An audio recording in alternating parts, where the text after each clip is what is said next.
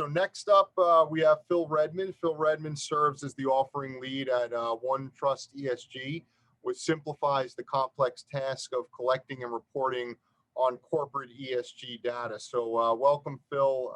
Looking forward to hearing from you. Thank you, Lou, and thank you, Peter, for having us here today. It's really exciting to hear all the intelligent conversations, and I've learned a lot from these panels so far. So hopefully I can add to that. And I'm going to come at this topic a little bit different, maybe than kind of from what you've been hearing, because I'm going to talk a little bit more about sustainable procurement, and I want to talk about evolving the conversation. There has been a lot of talk today, and typically in the industry, about, well, why is sustainability reporting important, and why is ESG important, and who's doing what on ESG and sustainability reporting. And I think one thing to all our benefits will be to evolve that conversation a little bit and to start moving it away from the why. And I know we all agree on this call, but I think most people get it now. They know that it's important, and for whatever the reasons are, whether they're investors, whether they're stakeholders in other areas, we need to evolve the conversation on how to do it, on what they should be doing, not why or whether they should be doing it. And I think that the conversation is still stuck there a little bit. So this is going to talk a little bit more around some of the important areas around what companies should be looking at around their suppliers and their supply chain, and how to evolve the conversation, and not, should they be doing it, or what they should be doing necessarily, but how to do it, and what are some of the best practices around that when you're working with sustainable procurement, which is an important part. Your company is linked to your partners. And so, whether it's geared towards investors or asset managers, they also need to understand, how you're linked, because that's going to be an important part when they're making their own ideas and their own investment decisions. And so a little bit of understanding of kind of where we place in this is, OneTrust has been around for almost 5 years, and we are built for trust.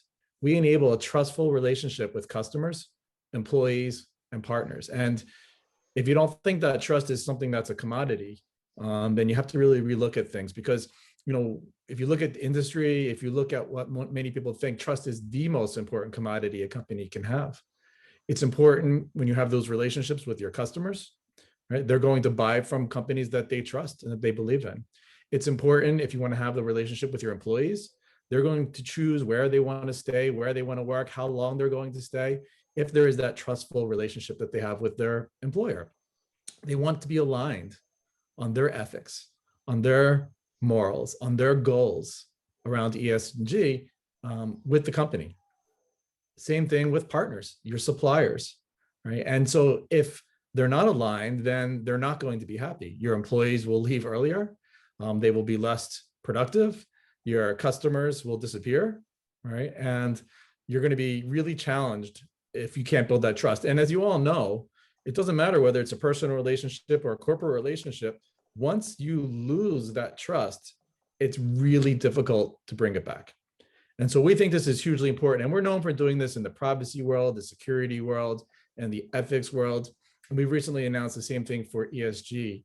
And I'm going to talk a little bit about what we do around that, around how we gather information, how we assess that information, and how we help companies report on that information. And so a lot of you may be really familiar with the ratings agencies that have been mentioned, and it seems like almost every session today. And we don't provide ratings. We're not going to be providing ratings on companies, but we're helping companies find real data and be able to report on those things. So think about that as an investor, or whatever role you might be in, right? And there was a question around all these rating agencies have different methodologies, and one company's rated different ways, for sure, because they have different methodologies and different emphasis, and they all have to have their secret sauce, and they're a really important role.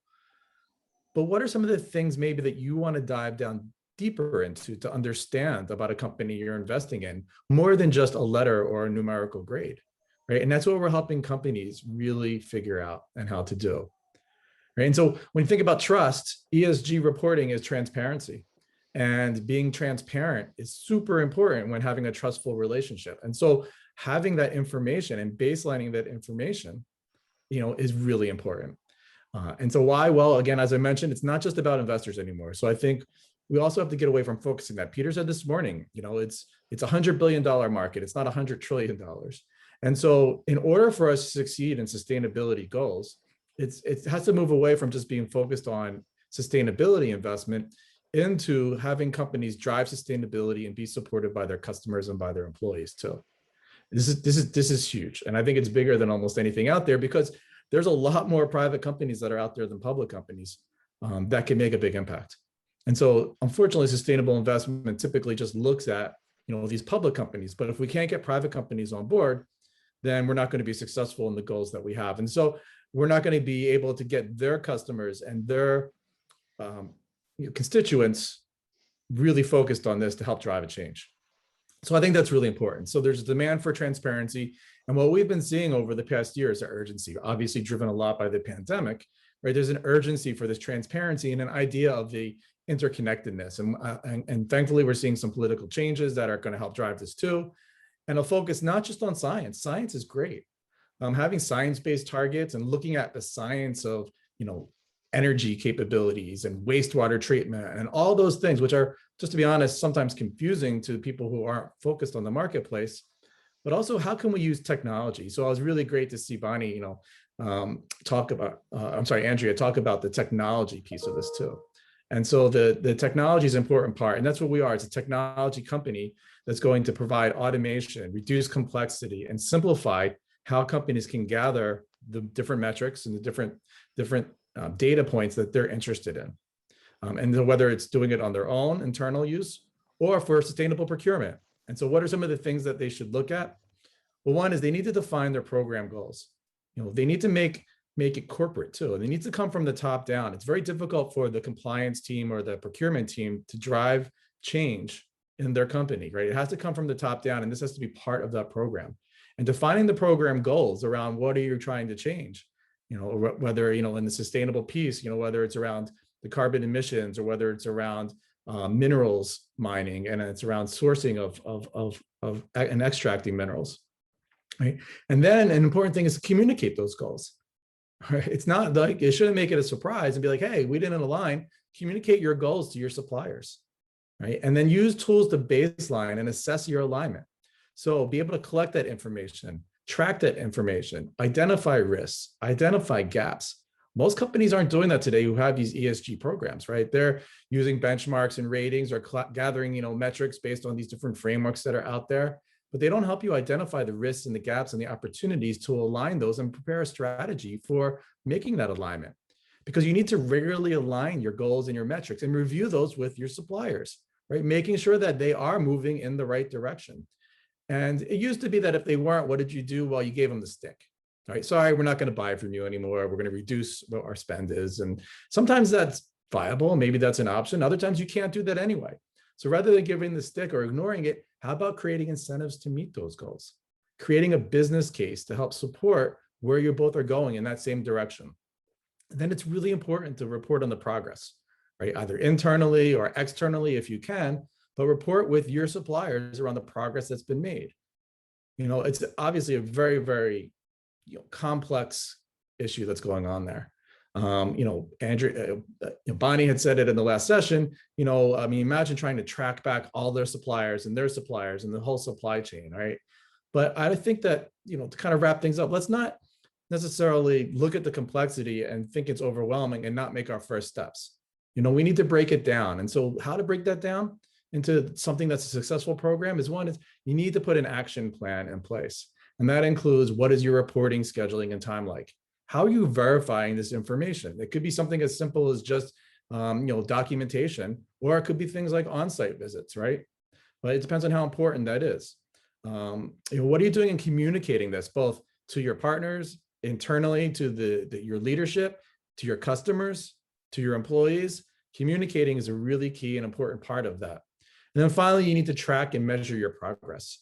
Baselining where you are today is really important. And that's the first step that, to be honest, most companies that we talk to are just starting to get out there and doing. But you need to really baseline that and track the progress, whether on a quarterly or if you need to on an annual basis, but make sure you are putting goals and resources in place to make those goals. And so work with your suppliers to improve your visibility, your accountability and goals. And like I said, it's not all about risk. However, you need to hold them accountable.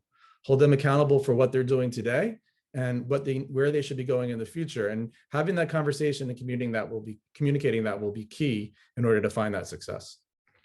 So hopefully there's something out of that you'll be able to take and maybe think about how that's going to affect your world, and definitely happy to answer some questions, Lou.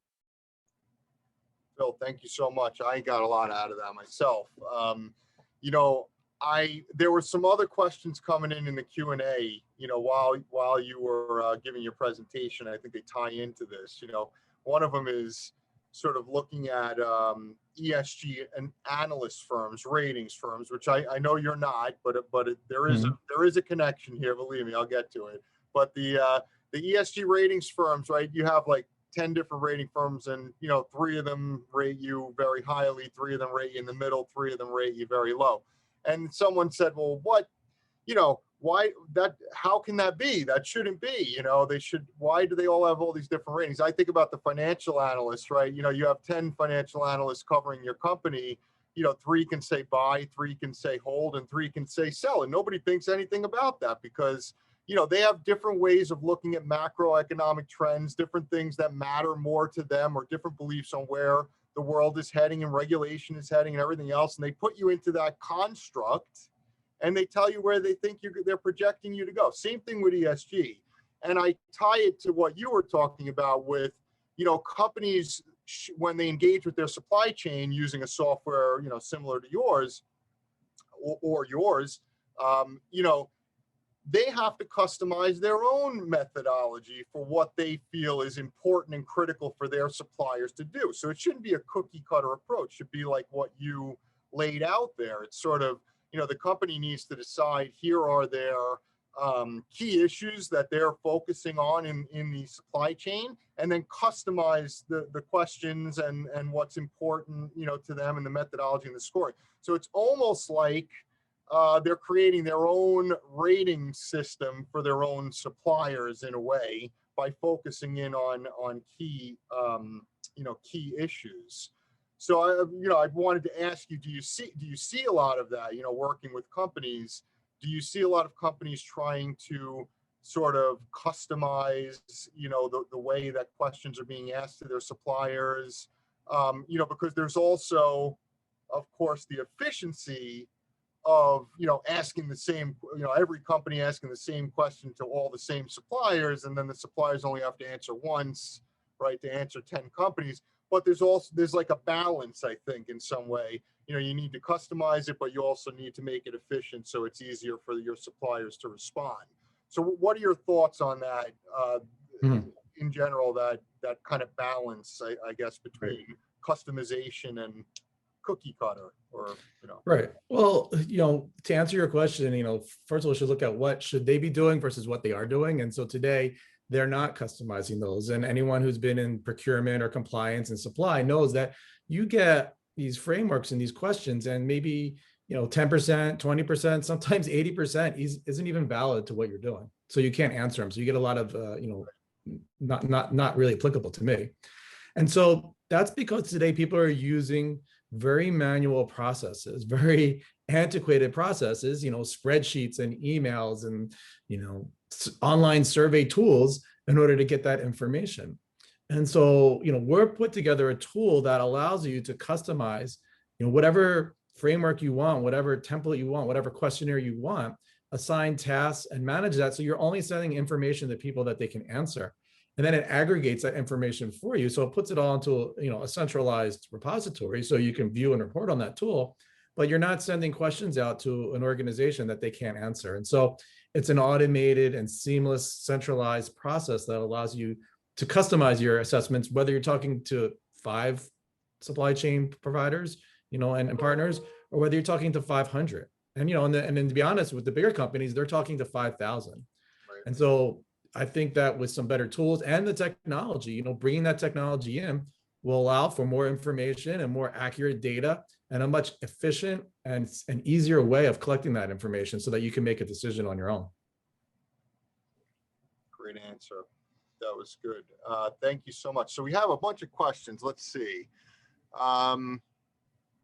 Here's one. Is OneTrust's methodology of data collection questionnaire driven? If so, how are you addressing the questionnaire fatigue factor? Yeah, so it's questionnaire driven. And so there is that factor. So we have an ability for a single kind of interface where they can answer online, right, without having to and reuse those same answers as a vendor across all different organizations. So they don't have to kind of re-answer the same questions. Once they've answered it once for that time period until the answer changes, they can reuse that over and over again. So that way, you know, it's applicable. So those that kind of buy into that network and buy into that system, it removes that fatigue, and so reduces the amount of work you need to put in place in order to get the responses that you want. That makes a lot of sense. Thank you for that great answer. So let's see.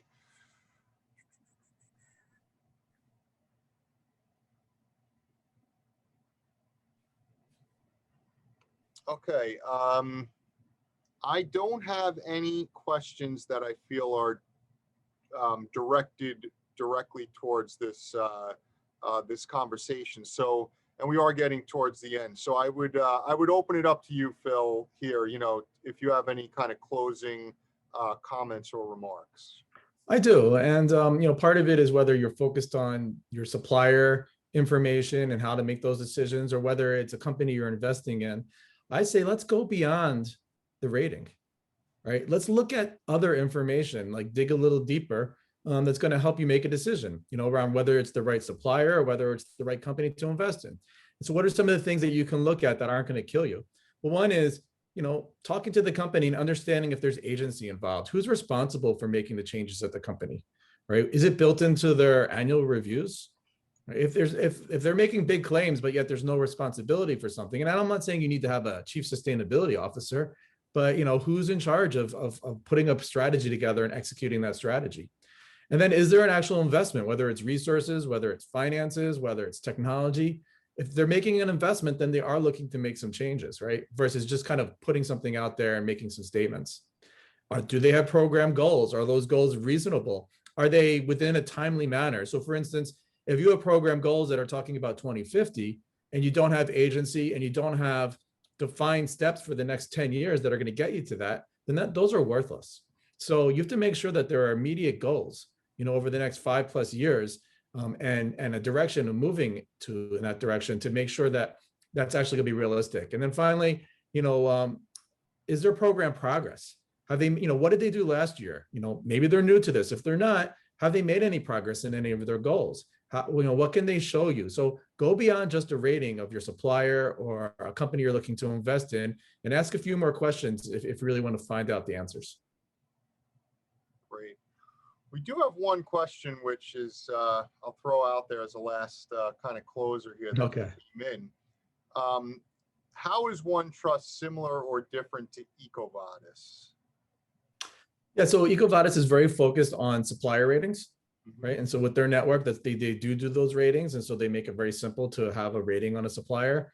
We're not doing any of the ratings. We don't have a ratings methodology. We're actually collecting the real information, and then you can make your own decision based upon, you know, what's important to you versus another rating. And so they do a great job on helping you know, speed up some of the process with their own ratings and information that they're getting, like other ratings companies.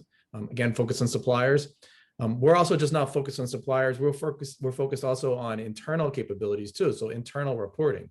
So not just on your supplier reporting or your vendors and third-party risks there, but also for your internal risks that you have at your own company. So we cover a larger gamut. Great. Thank you for taking that last one, Phil. My pleasure. All right. Well, thanks for joining us. We're at the end of the time. We really appreciate you coming and spending time with us today. And we'll be in touch. And if you want to, you know, chat on the chat or answer any other questions that are there, happy to, you know, that's open to you, Phil. So, Thanks, everyone. all right. Have a good rest of the day.